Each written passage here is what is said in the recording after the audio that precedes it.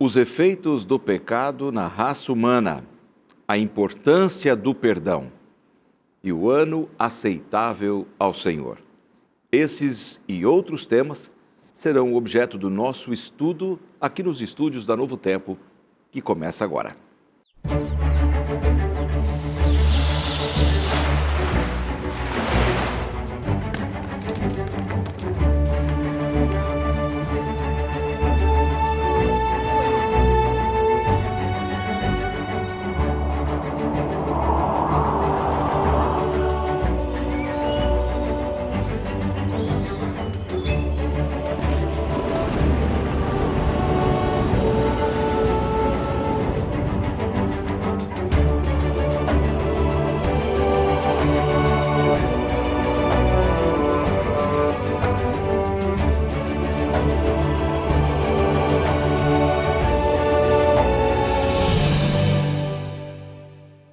Seja muito bem-vindo ao programa Lições da Bíblia. Que alegria sempre podermos falar com você, que normalmente os telespectadores aqui do programa Lições da Bíblia e da Novo Tempo sempre estão aguardando esse momento de estudo. E eu fico muito feliz por saber que você já está com a sua Bíblia aberta aí, com o seu manual de estudos, eu estou com o meu aqui. Nossos convidados também já estão com os seus manuais prontos, com a Bíblia aberta, para juntos conversarmos sobre a vontade de Deus. Para você que já está acompanhando esta temporada do programa, vocês já sabem que nós estamos estudando o livro de Isaías. Aliás, já estamos no finalzinho, né? Vamos estudar aí capítulos 59 e 60 de Isaías neste programa. E eu fico feliz porque foi uma longa trajetória, uma longa caminhada, com muito aprendizado. Olha, eu sou pastor já há uns bons anos, nasci numa família cristã, mas eu aprendi muita coisa que, olha, nem na faculdade de teologia eu me lembrava de ter estudado. Isso é bom. Pode ser que eu tenha estudado, tenha esquecido, né? Esquecer é uma questão humana, mas como é bom a gente relembrar os temas da palavra de Deus, realinharmos a nossa vida segundo o plano dele.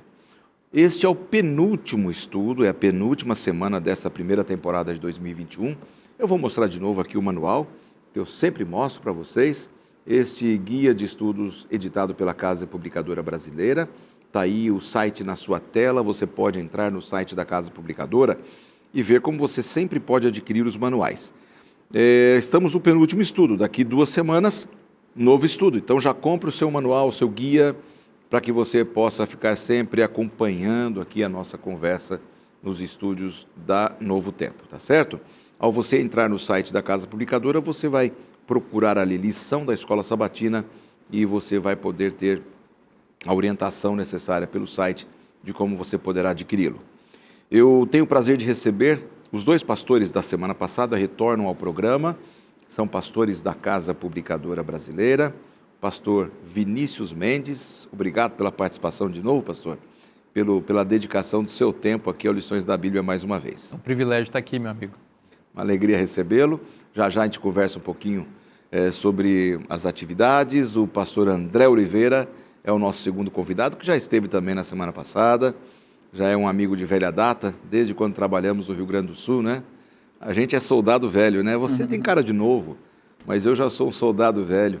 E você trabalhamos juntos lá no saudoso campo do Rio Grande, né? Um abraço a todos os gaúchos que estão no nosso coração, que acompanham muito a Novo Tempo e tenho muitas saudades daqueles bons tempos que vivemos ali, né, André? Com certeza. E é uma alegria, viu, pastor Lanz, estar contigo de novo aqui. E você agora despertou uma saudade no meu coração do povo gaúcho, especialmente ali da antiga região da Missão Ocidental Sul-Rio-Grandense, com sede em Juí, né? Tenho muitos amigos ali. E até mando um abraço para os irmãos ali daquela região, né? Pois é. Trabalhávamos em associações diferentes, com certeza. Mas foi um período legal, né? Foi muito bom. A gente sempre se encontrava nas reuniões e uma maravilha. Povo bom, povo amado. O povo do Brasil todo é um povo amado, né? Mandar abraço para o Brasil todo, senão vai dar briga aqui depois, né? Gente, que bom estarmos juntos, prontos para estudarmos a palavra. E eu quero convidar a vocês que estão acompanhando o programa para acompanhar a oração do pastor Vinícius para começarmos o estudo. Vamos orar. Nosso Deus, nosso Pai, que privilégio nós temos de estudar a Tua Palavra. Nesse momento agora, pedimos o Teu Espírito que Ele venha, ilumine a nossa mente e aqueça o nosso coração, de tal maneira que nós aprendamos aquilo que Tu revelaste nesse livro tão especial. Amém. Fica conosco neste momento, te pedimos em nome de Jesus. Amém. Amém. Amém. Amém. O tema dessa semana é o desejado de todas as nações. Eu faço uma pergunta para o pastor André, sem esducá-lo demais aqui nessa pergunta, mas eu acho que seria legal começar com essa pergunta. Nós sabemos que o desejado de todas as nações é o Messias, é o Senhor Jesus. Até que ponto o povo de Israel, na condição em que estava quando Isaías recebeu essa visão profética, tinha esse desejo por ele? Tinha esta ânsia pelo desejado de todas as nações? Eu acredito que o povo de Israel estava vivendo, nesse momento aqui em que Isaías escreve, uma crise espiritual, né? Uma crise que era o seu próprio afastamento de Deus, da aliança, do relacionamento que Deus queria com esse povo e que estava estabelecido com base em uma aliança. Então o povo, nessa época aqui, estava distante de Deus com um desejo pequeno, né, em relação ao Messias, né? Porque é uma coisa que acaba acontecendo por falta de um relacionamento de comunhão com Deus, é a perda dessa expectativa, né, que é diminuída e que acaba gerando uma perda de foco, né? Então, Deus estava mais interessado neles do que eles em Deus neste momento aqui. Pois é, era uma fase muito crítica do povo, né? Estavam mergulhados nos seus pecados. Nós já estudamos lá no começo da nossa temporada, desse trimestre aqui, pastor Vinícius, que havia uma tremenda de uma apostasia instalada, né? Tanto o Reino do Norte quanto do Sul fizeram parcerias com reis inimigos, acabaram sendo invadidos, aderiram os deuses pagãos e o ocultismo, né? O paganismo entrou no povo de Deus e eles realmente viviam mergulhados nos pecados deles, né? E aí vem esta sequência, né, baseada no desejado de todas as nações, que eu até citei na nossa introdução, a respeito dos efeitos desse pecado. Apesar deles não sentirem o desejo, naquele momento, pelo desejado de todas as nações, eles estavam sentindo já os efeitos do pecado deles, né? Exatamente. É muito bonito ver a maneira como o profeta coloca isso, né? Uhum. Bonito e ao mesmo tempo forte, né? Ele diz no capítulo 59, no versículo 1, o seguinte: eis que a mão do Senhor não está encolhida para que não possa salvar, nem surdo o seu ouvido para não poder ouvir. A gente aqui percebe que há uma coisa pressuposta aqui, ou seja, uma reclamação pressuposta do povo em relação a Deus, que é bem na linha dos efeitos que você colocou. Uhum.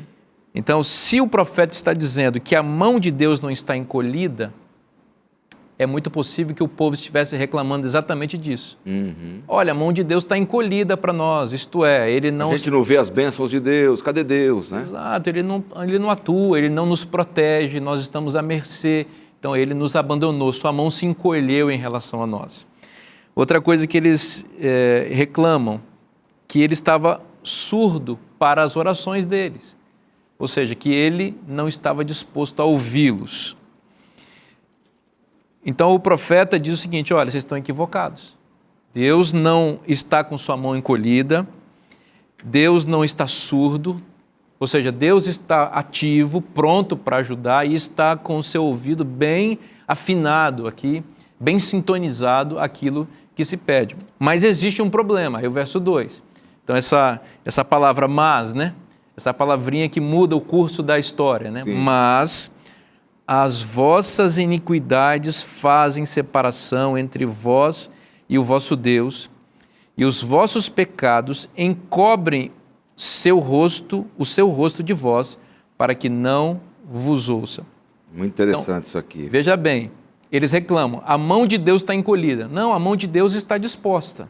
É que foi erguido um muro de separação entre a mão de Deus e o povo. Deus está disposto a transpor isso daí, mas esse muro impede. E que muro é esse? Pecado. Depois ele diz aqui, olha, os vossos pecados encobrem o seu rosto de vós para que vos não ouça. Não, Deus não está surdo. É que os pecados de vocês abafam a voz de vocês. Eles que estão fazendo separação. Exato. Né? Então, a mensagem de Deus para nós aqui é muito direta. Deus nos ama. E não existe nada nesse mundo que seja capaz de nos separar do amor de Deus. Nada. Deus nos ama e Ele vai continuar nos amando até o fim, independentemente das nossas escolhas. No entanto, as nossas escolhas têm consequências e têm efeitos. E a escolha pelo pecado, ela vai resultar invariavelmente em separação de Deus. Deus estará disposto a salvar, mas o pecado impedirá isso. Então, a mensagem é muito clara. Deus ama, mas nós precisamos nos desvencilhar do pecado. Como diz o apóstolo em Hebreus 12, pecado que tenazmente nos assedia, esse peso de pecado que impede a nossa caminhada, nós precisamos nos desvencilhar dele. Uma vez desvencilhados dele, com base nas nossas escolhas, nós poderemos usufruir da beleza e da bênção e do cuidado da mão de Deus e poderemos ter a certeza de que as nossas orações, elas passarão do teto. Diz a Bíblia que a oração do iníquo, daquele que se desvia de obedecer à lei de Deus, não é atendida. Mas aquele que aceita a intervenção do Espírito Santo, acolhe essa intervenção na vida e procura, pela graça de Deus, se amoldar à vontade divina, as orações sobem a Deus. Né? Isso é bastante interessante que você coloca, porque, pastor André, quando a gente se volta para o início lá da palavra de Deus, lá para o livro de Gênesis, a gente vê também uma desobediência dos nossos primeiros pais. Eles transgrediram o pedido de Deus, de que não tocassem no fruto, não experimentassem da árvore, do conhecimento do bem e do mal, que era um símbolo de obediência mesmo. E eles permitiram, então, que Satanás tomasse conta deles e do mundo, através da decisão deles. E me chama a atenção aqui no livro de Gênesis que eles se esconderam. Eles se esconderam de Deus, né? No fundo, eles sabiam o que tinham feito, né? Eles viram que eles tinham feito cometido um pecado e que aquele pecado ia fazer separação entre eles e Deus, porque Deus havia prometido isso. Mas é interessante como Deus vai em busca, né?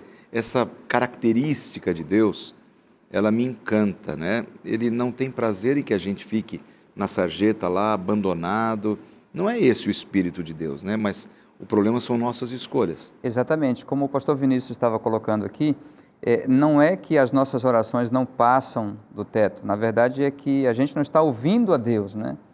Então, as nossas orações podem ser realmente apenas palavras vazias, né? Quando a gente não reconhece a nossa necessidade do seu perdão, e se a gente reconhece a necessidade do perdão de Deus, isso pressupõe que nós reconhecemos a nossa culpa, o nosso pecado e, portanto, nos arrependemos do pecado. Agora, o exemplo aí que você citou foi o que eu pensei também aqui enquanto a gente ia conversando aqui, né? Porque o efeito do pecado, ele é claro na Bíblia, né?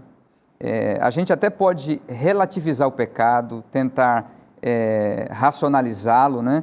Mas o efeito do pecado, ele é estabelecido por uma lei espiritual que Deus estabeleceu, ou seja, a gente vai se afastar de Deus, a gente vai ficar longe de Deus, ou seja, eles erraram, eles tomaram a decisão errada e se esconderam de Deus, ficaram com vergonha, e ao longo da Bíblia a gente vê a repetição desse padrão.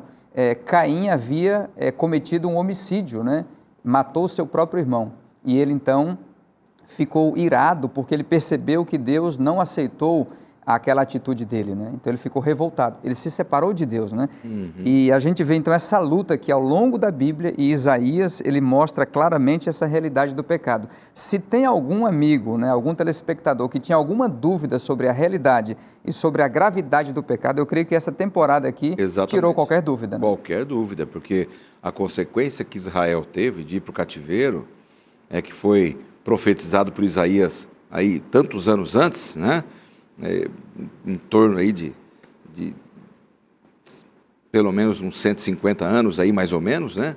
Em torno disso, mostra que Deus, usando Isaías, profetizando sobre o povo, falou: olha, se vocês continuarem escolhendo esses caminhos. Olha, de novo a escolha, se vocês continuarem nessa decisão, virá a prova, virá o grande cativeiro, que será a grande lição.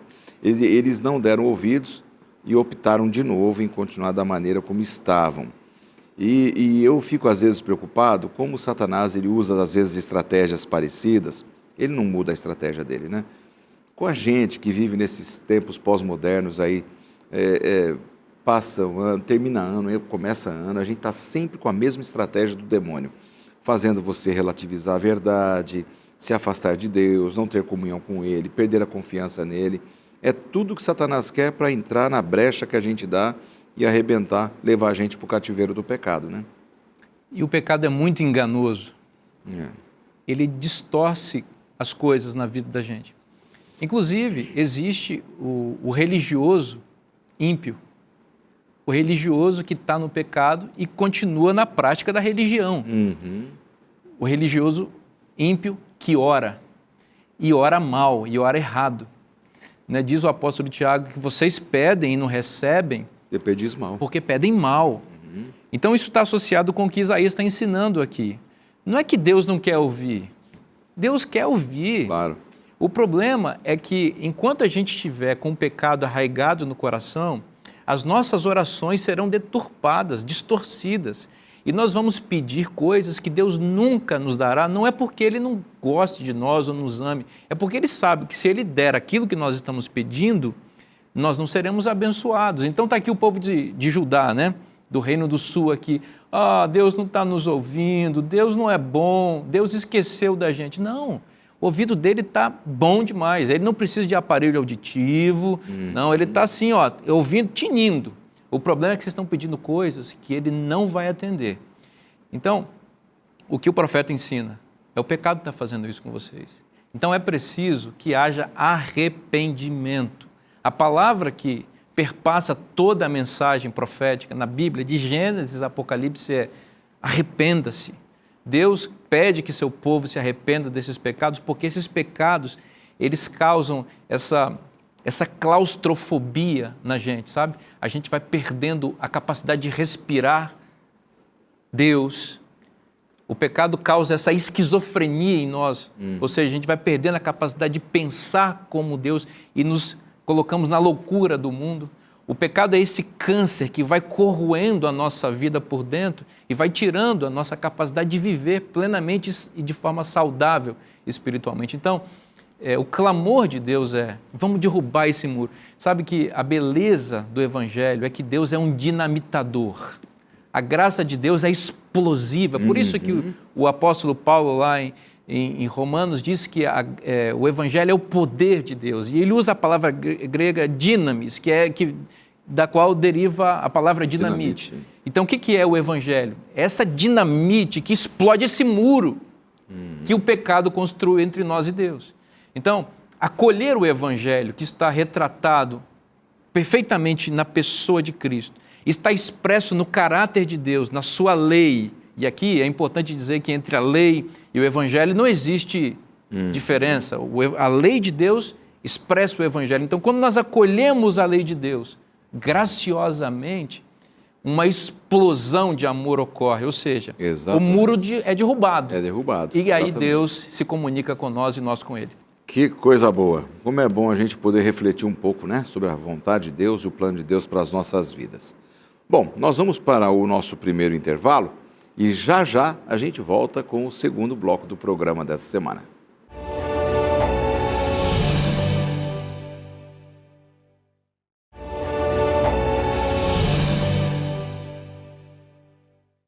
De volta com o segundo bloco do programa Lições da Bíblia dessa semana.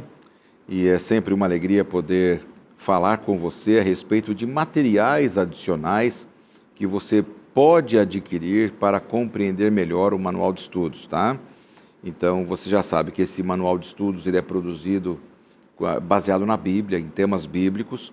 E os materiais adicionais eu tenho prazer em mostrar para você mais uma vez. Um deles é este, são textos da autora Ellen White, que, inspirada por Deus, escreveu muito sobre o povo de Israel, o cativeiro, e como Deus deseja que a gente viva, você vai gostar demais. E o outro material é do autor do nosso guia de estudos, Roy Gaine. Esse é um material extraordinário e você vai gostar muito porque ele acaba sendo um apoio para o seu estudo do livro de Isaías. E esse livro dele, que fala de juízo e redenção para o povo de Deus, ele acaba sendo um material que vai te abrir a mente no sentido de você poder buscar outras ideias para entender melhor o texto, tá certo? Então vale a pena você entrar no site da Casa Publicadora e dar uma olhada nesse material. Uma palavrinha aqui dos nossos amigos que são da Casa Publicadora. Período de 2020 foi um período difícil, né, de pandemia e tal. A Casa Publicadora é uma editora, mas eu penso que os livros sempre têm um lugar, né, ou na cabeceira ou na sala, você está sempre lendo algum material. E a Casa Publicadora com certeza deve ter trabalhado bem os seus temas, mas não deve ter sido fácil para vocês também esse período de pandemia, né? O trabalho foi normal, vocês ficaram em home office, como é que foi ali a experiência de vocês com a pandemia? Eu sei que olhando para trás agora é mais fácil, né? Mas na época deve ter sido um pouco mais complexo. Como é que foi lá, Vinícius? Bem no início da pandemia, nós tivemos um período praticamente amplo de home office, especialmente para os que trabalham na parte editorial e na parte administrativa. Uhum. Naturalmente, a parte gráfica, a gente não conseguiu colocar em home office, mas houve uma remodelação ali dos horários para que as pessoas pudessem trabalhar sem aglomeração. Uhum. À medida que a gente foi aprendendo a lidar com a pandemia, nós fomos voltando às atividades, né, no escritório e tudo, né? Mas sempre com os cuidados e os protocolos de saúde. Claro. O nosso trabalho não parou, graças a Deus, nós lançamos muitos livros, é aquilo que a igreja e a sociedade, os nossos clientes, o público em geral espera da Casa Publicadora, foi produzido e o resultado, para a honra e glória de Deus, foi bênção. E nós estamos agradecidos por isso. Exatamente. E material de estudos nosso também, né, pastor?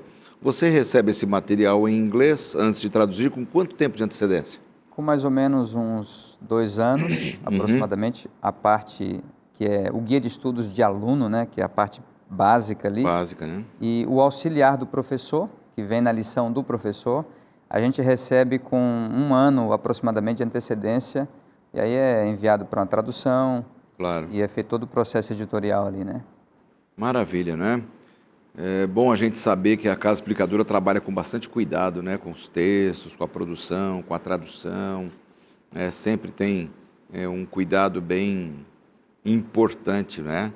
Aliás, o livro missionário da Igreja Adventista esse ano, que sempre temos uma campanha do livro missionário, é Além da Crise, não é? Que vai falar de esperança.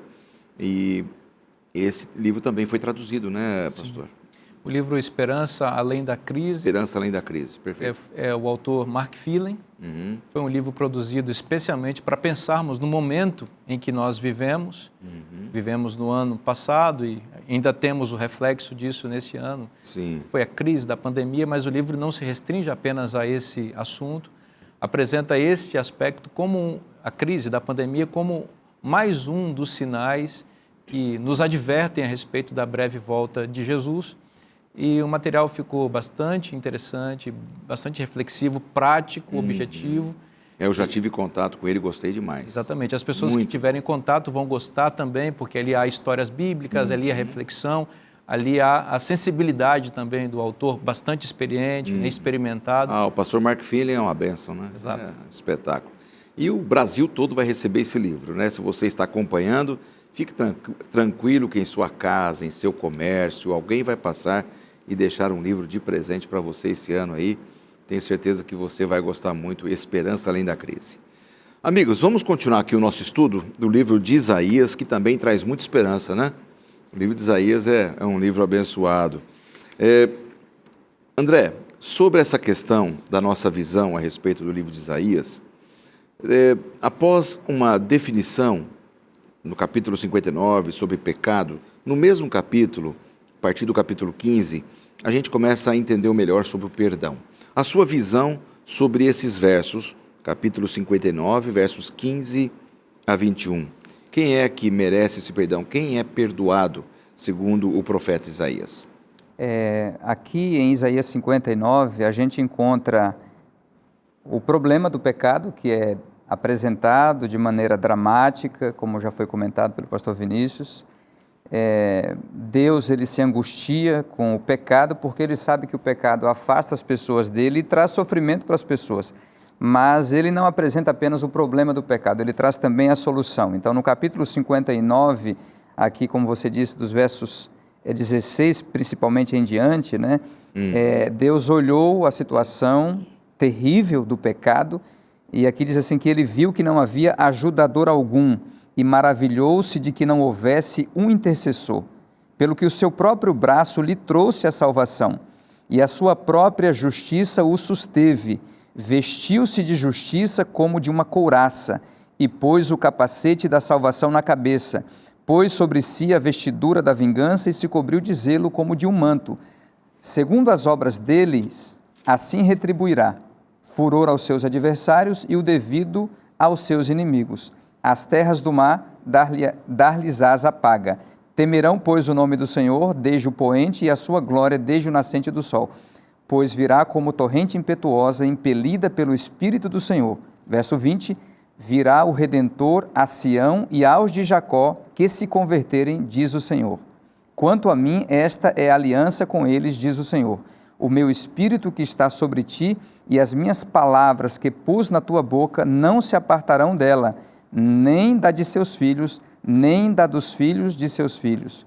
Não se apartarão desde agora e para todo sempre, diz o Senhor. Então aqui está clara a realidade de uma solução para o problema do pecado, que é a mão de Deus que o sustenta nessa obra de salvação, né? A mão de Deus que foi cravada na cruz e que oferece a nós o perdão, né? E para quem vai o perdão, né? Porque o pecado é universal, todos são pecadores, todos pecaram. Paulo inclusive usa a linguagem aqui de Isaías 59, lá em Romanos 3, então ele fala assim, que todos pecaram e destituídos estão da glória de Deus. Mas quem vai ser perdoado? Aí há a diferença entre seres humanos e seres humanos, aqueles que aceitam o perdão e aqueles que não aceitam, né? Ou seja, aqueles que se convertem do povo de Deus e, por extensão, a todas as nações também. Então, o perdão está à disposição e Deus ele está nessa obra de oferecer o seu perdão e a sua salvação, naquele tempo e hoje também, né? Ou seja, todos pecaram, carecemos da glória de Deus, isso é fato.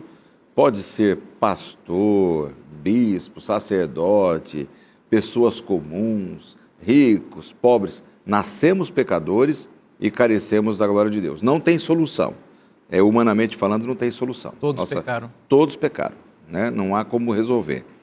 Mas, ao mesmo tempo, há uma solução fora de nós. Não tem solução em nós, né? Há uma solução bem fora. E o próprio apóstolo Paulo deixa bem claro isso. Também a sua visão sobre esses versos, pastor Vinícius, que falam sobre essa questão do Deus misericordioso e quem vai ser perdoado. Veja como é atual o texto bíblico e o diagnóstico que Isaías faz da condição do povo, como se aplica também ao momento em que vivemos. Ele diz no versículo 15 do capítulo 59, sim, a verdade sumiu.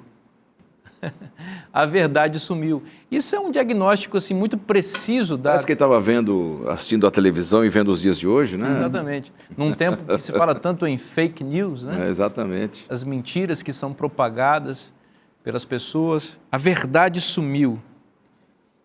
E quem se desvia do mal é tratado como presa. Olha isso. Quem se desvia do mal é tratado como presa.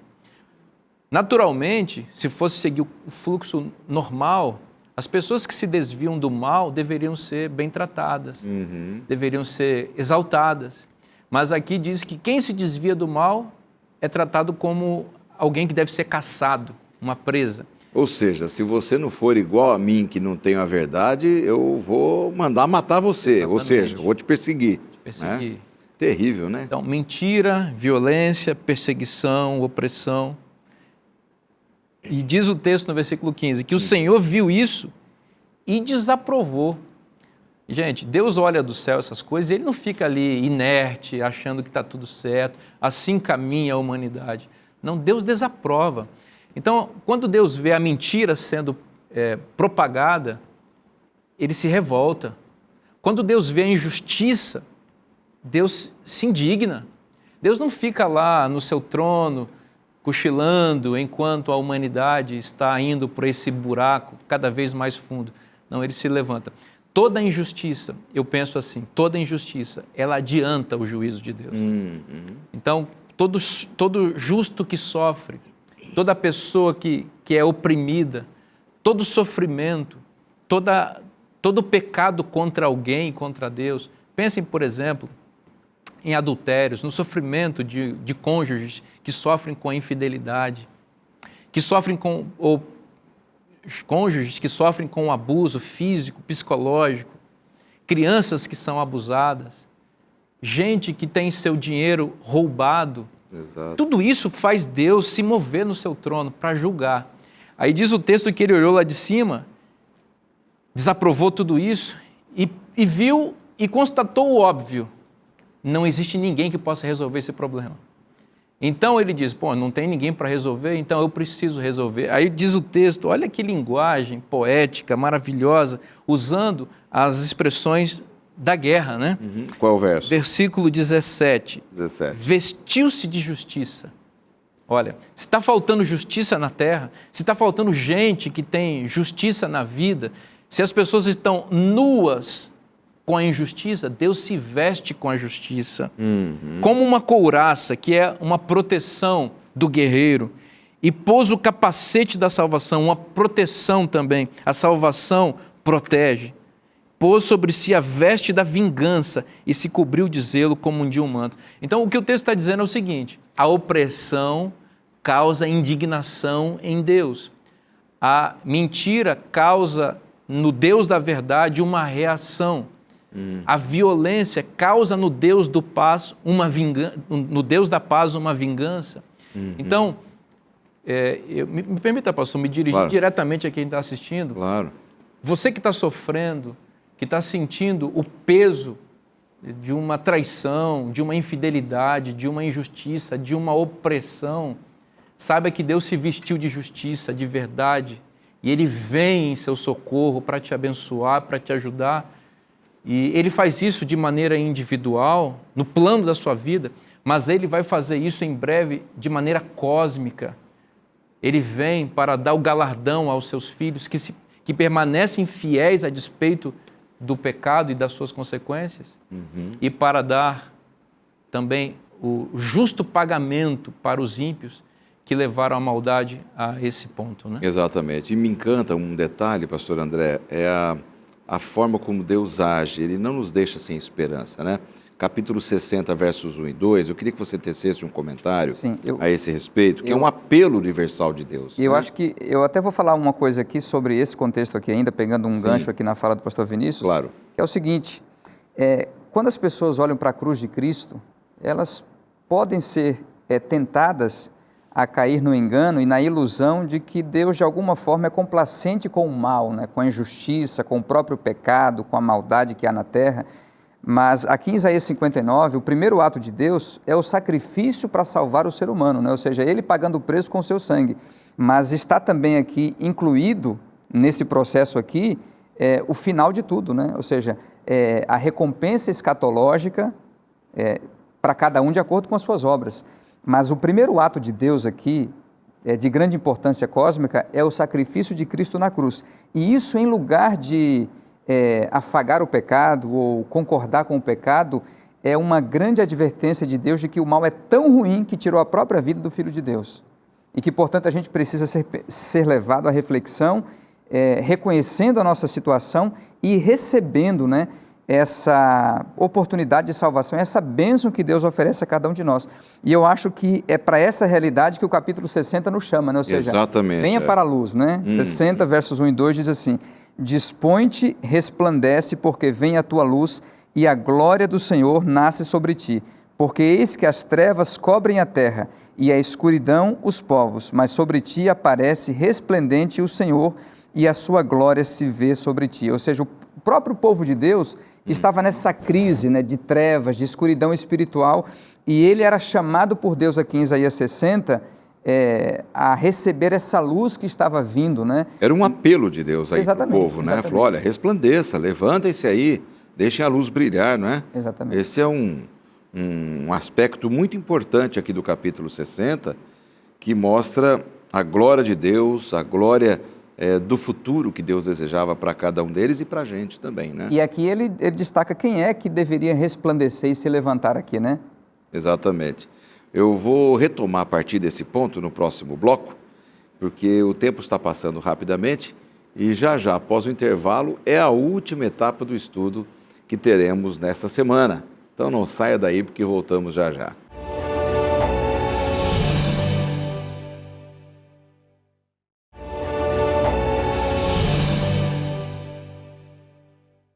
E de volta com a última etapa aqui do programa dessa semana, nós estamos estudando aqui os capítulos 59, 60, 61. Essa é uma semana bastante especial, onde o tema principal é o desejado de todas as nações, o nosso Senhor Jesus, o nosso Messias, aquele que deu a vida por nós. Mas a mensagem foi dada para Israel, que vivia numa profunda apostasia, num profundo afastamento de Deus. Acabaram indo para a Babilônia como cativos, mas a promessa de Deus é que Deus iria restaurá-los, né? E paramos exatamente nesse ponto aí, em que estávamos vendo essa questão baseada no apelo de Deus, né? Esse apelo maravilhoso de Deus para uma reconciliação. Interessante, Deus sempre se aproxima da gente, né? A gente correndo igual Adão e Eva, ele correndo, vinde, arrazoemos, né? Vamos conversar, onde você está? Uma característica linda de Deus, né? Ele não abandona os seus filhos, mesmo numa condição terrível do mundo de pecado que a gente vive, né? Certamente. Verdade. Ele pede aqui, resplandeça, né? Pede para que o povo ilumine. Só que nós não temos luz própria. Então, esse é um pedido que precisa ser compreendido aqui na passagem. Ele diz, dispõe-te, capítulo 60, versículo 1, dispõe-te, resplandece, porque vem a tua luz. Observa, vem a tua luz. Então, você está no escuro, mas a tua luz vai chegar de fora de você. Vem a tua luz. E a glória do Senhor nasce sobre ti. Aqui ele já explica como é que a gente brilha. A gente brilha quando a glória de Deus resplandece em nossa vida. Ele diz no verso 2, porque eis as trevas cobrem a terra. E aqui está falando de escuridão no mundo, né? Existe realmente uma escuridão no mundo. Trevas morais e trevas espirituais estão cobrindo a terra. Trevas morais significa o quê? Que nós vivemos no reino da injustiça. Nós já falamos um pouquinho disso aqui. De violência, de opressão, de mentira, de perseguição, de toda sorte de coisas ruins. São trevas morais. Então nós somos convidados a brilhar nesse contexto em que o mundo está escurecido. Então, se existe mentira no mundo, como é que eu brilho? Quando eu sou verdadeiro, quando eu sou honesto. Se existe injustiça no mundo, como é que eu brilho? Quando eu pratico obras de justiça. Sabe, a religião de Cristo é uma religião concreta. Às vezes nós achamos que a fé, que é esse mecanismo que nos une a Deus, é alguma coisa assim, que eu penso ou que eu sinto. Não. A fé e as obras, elas andam de mãos dadas. E é importante isso porque no juízo de Deus que avalia a nossa vida, se nós estaremos salvos ou perdidos, ele leva em conta a fé. Mas o apóstolo nos diz que a fé é operante. Em outras palavras, isso significa o quê? Que ter fé em Deus significa agir como Deus age. E é dessa maneira, pastor Lanza, que o mundo é iluminado. Então, se há trevas morais no mundo, nós precisamos brilhar moralmente. Mas existem trevas espirituais no mundo, que é uma outra nuance aqui. O que são trevas espirituais? É a falta de capacidade ou a incapacidade das pessoas discernirem a vontade de Deus.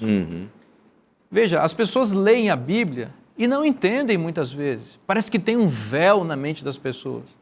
Né? A Bíblia é tão clara. Vou dar um exemplo aqui. Está escrito lá em Êxodo capítulo 20, versículo 8. Lembra-te do dia do sábado para o santificar. 6 dias trabalharás e farás toda a tua obra, mas o 7º dia é o sábado do Senhor, teu Deus. Existe coisa mais clara do que isso?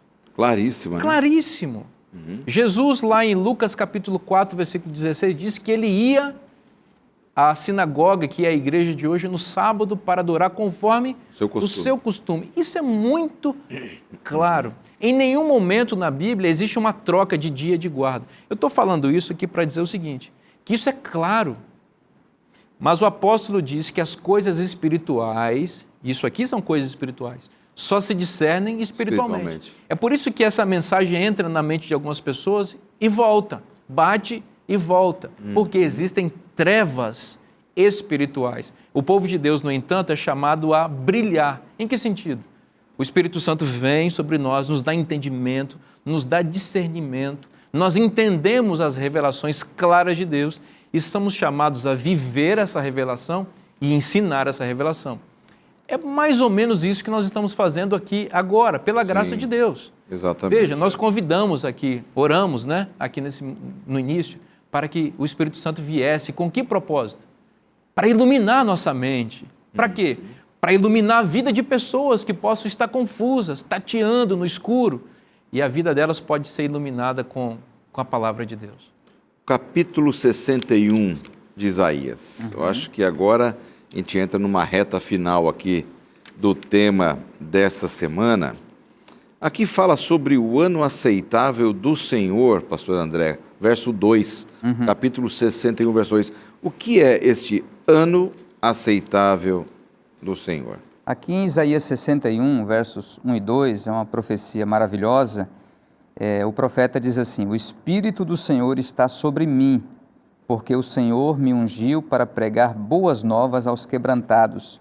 Enviou-me a curar os quebrantados de coração, a proclamar libertação aos cativos e a pôr em liberdade os algemados, a apregoar o ano aceitável do Senhor e o dia da vingança do nosso Deus, a consolar todos os que choram. E o texto continua, mas esses 2 versos aqui é o nosso destaque aqui, não é? Essa seria uma referência ao Messias?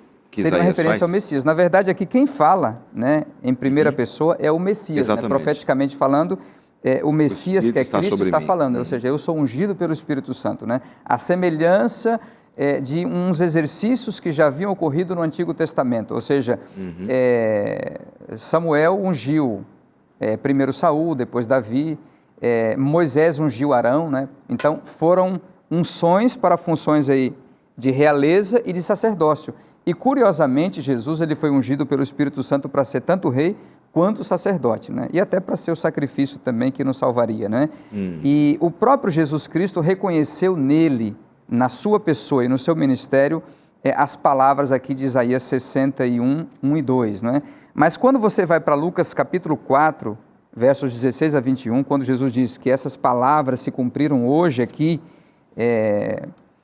ele na verdade incluiu um trecho de Isaías 42, que é outra profecia sobre ele, né? Onde fala ali da restauração de vista aos cegos. Então Jesus chamou para si essa realidade, essa responsabilidade, e disse que ele é essa pessoa ungida para restaurar corações e para proclamar o ano aceitável do Senhor, que é uma referência aqui ao ano do jubileu, né? Um ano de liberdade, um ano em que as pessoas eram livradas de dívidas, de pobreza, de sofrimento, né? Porque haviam sido envolvidas com dificuldades de saúde, financeiras, e haviam acabado vendendo as suas propriedades, as suas casas, e essas propriedades elas podiam ser resgatadas. Então era um ano de recomeço de vida, e Jesus Cristo ele encarna essa profecia, né, do ano do jubileu no seu ministério, né, a partir da sua vida, do seu ministério e da sua morte na cruz. Exatamente.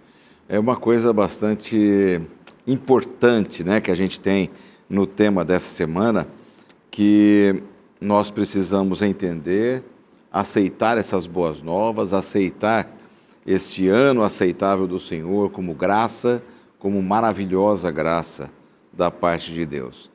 A pergunta que me vem à mente agora é a seguinte: se não aceitarmos esta oferta de graça da parte do Senhor, corremos o risco de no grande dia do juízo de Deus, sermos condenados, assim como o povo de Deus foi condenado no tempo de Isaías, que acabou indo para o cativeiro, e se corremos o risco, há solução ainda para esse cativeiro da vingança futura, do grande dia da vingança do Senhor, ou estará tudo terminado?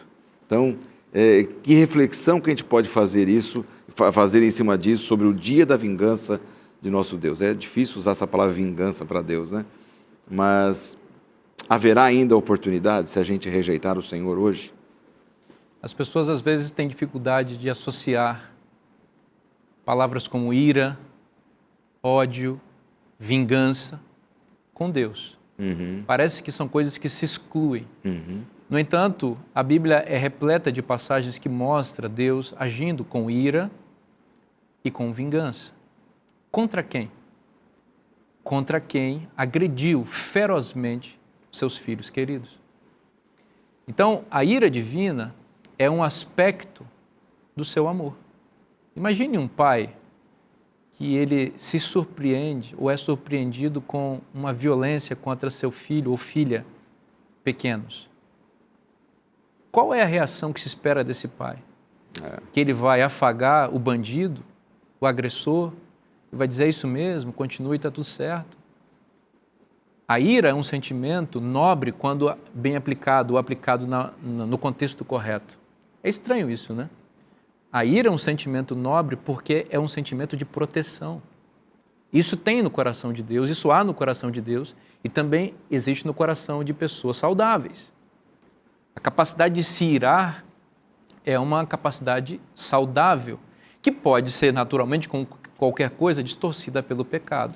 Então, aqui o texto de Isaías 61, nos versículos 1 e 2, que já foi lido aqui, nos apresenta uma mensagem linda de Deus.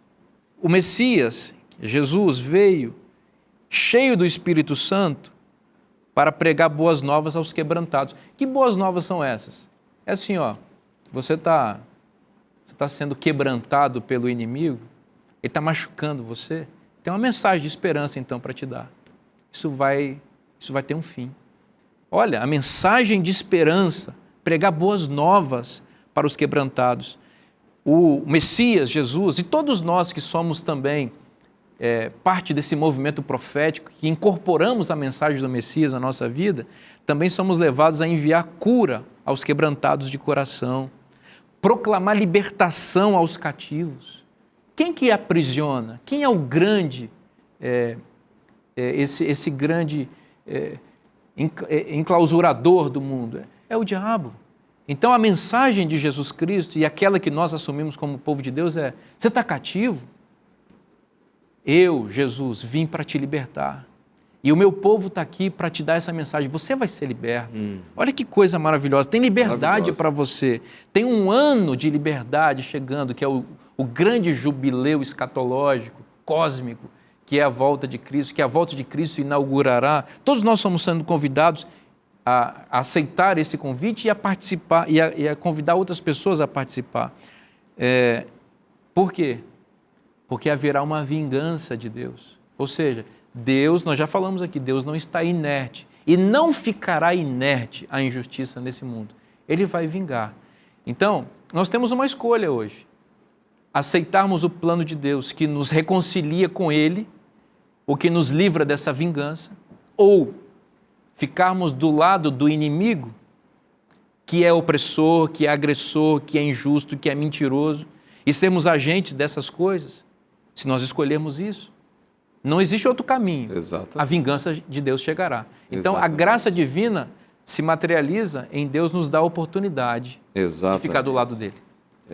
Eu só tenho mais 2 minutos para a gente encerrar o programa, mas é bom que fique claro para todos nós que essa será uma condição desse grande dia da vingança de Deus, esse juízo executivo final da parte de Deus, essa execução final onde não haverá mais oportunidade, é uma consequência das nossas decisões, né? Verdade. É bom que fique claro.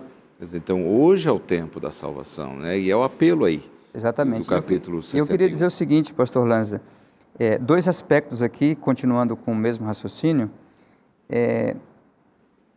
a demonstração do amor de Deus no sacrifício de Jesus Cristo na cruz foi tão grande, foi tão estupenda, tão extraordinária, que a rejeição a esse amor de Deus vai gerar uma consequência, uma recompensa negativa, né? Uma condenação, né? Sim. Ou seja, o sacrifício de Cristo foi tão sublime que é inexplicável perfeito, você rejeitar esse sacrifício. Então não tem outra saída para aqueles que rejeitam esse sacrifício a não ser uma condenação.